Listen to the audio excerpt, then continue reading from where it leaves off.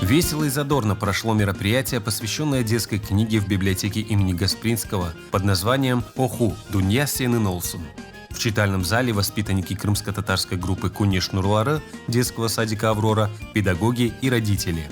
Встречи, посвященные детской литературе, библиотека проводит второй год. Их цель – привить детям любовь к чтению, книге и родному языку. Группамызмен біз балачықлармен ширлер огрендік ве ер.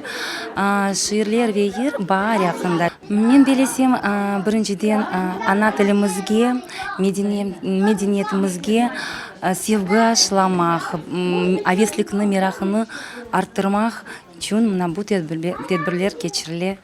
Ве бүгін бізді милли китапханемыз давет етті бұл тедбірге, біз пек мемнонмыз, ве авеслікнен бүтін группанен келдік.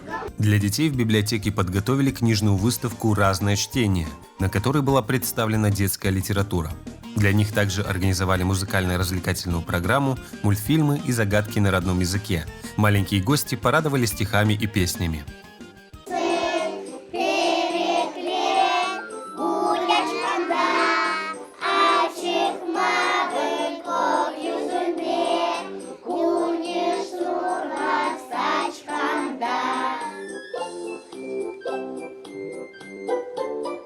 Baheniz koke bulutlar uça, güneşlik ise nurçıklar saça. Nasıl bu güzel, acayip misin? Tabiat ile sızılgan resim. Baheniz bar, az bar ne sardı?